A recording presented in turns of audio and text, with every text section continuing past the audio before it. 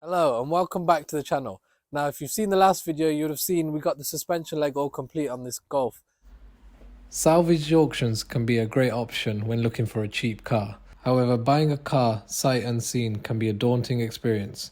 You don't know what to expect, you don't know how the car is mechanically or the true condition of the car.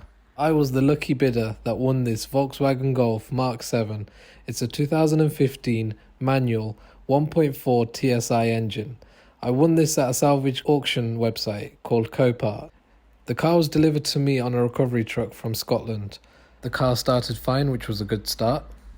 With the car being sat outside for months and months, it was absolutely caked in dirt, grime and dust.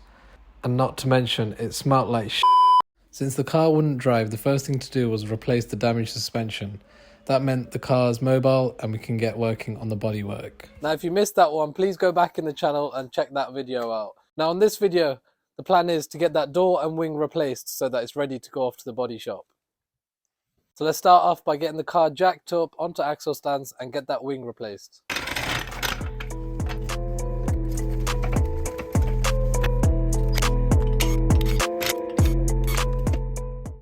So to get access to all the bolts that hold the wing on, first up I have to remove the wheel arch liner. This is held on by approximately 8 Torx bit screws. As you can see here, I'm removing all of them.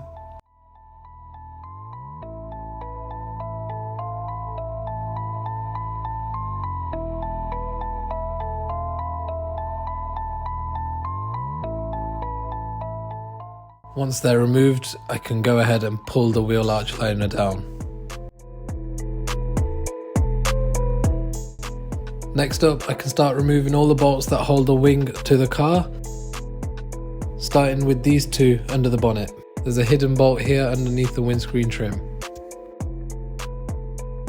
The door open, you can see one more bolt at the back here.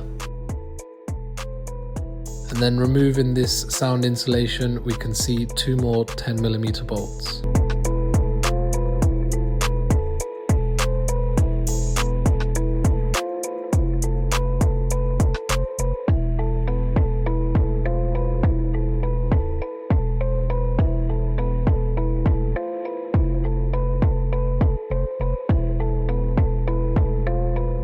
With all those bolts removed, the wing can then simply be pulled away. There it is, the smashed wing. Look at the state of that.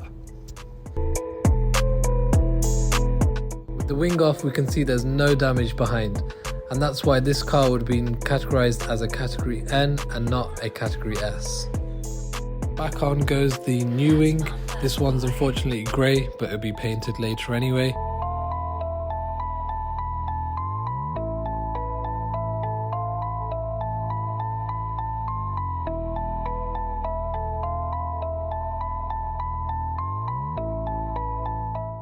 At this point I wasn't too worried about getting it completely lined up. I just left all the bolts slack so I'd have enough space to move the wing back and forward. Look at that, with a bit of time lining up the wing.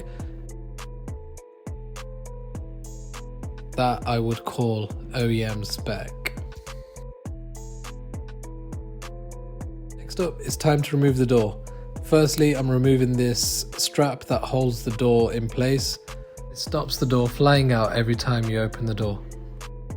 And then simply pulling up this peg that holds the plug connector in. And then eventually 2 retaining bolts. These don't need to be undone completely, just slackened enough so the door can slide up like this.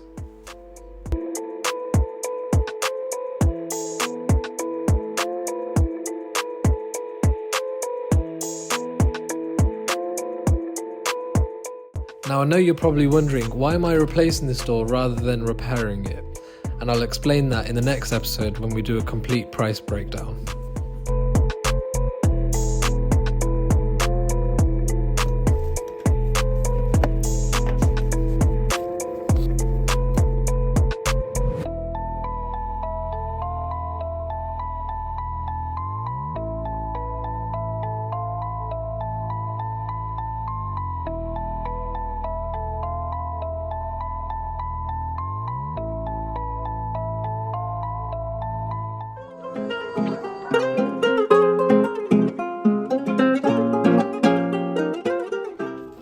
Now that I've replaced the door and the wing, I can put the wheel liner back on.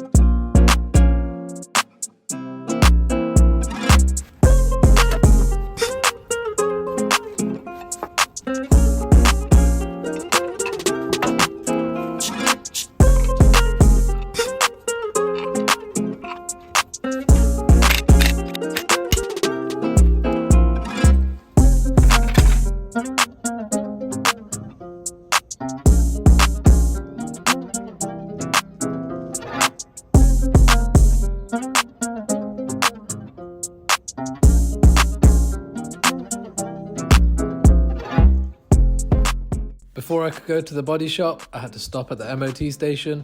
That's to make the car road legal. You're not from the UK and you don't know what an MOT is. It's just an annual check where you have to take your car into a certain garage to have checked over multiple points, and they just make sure the car's road legal.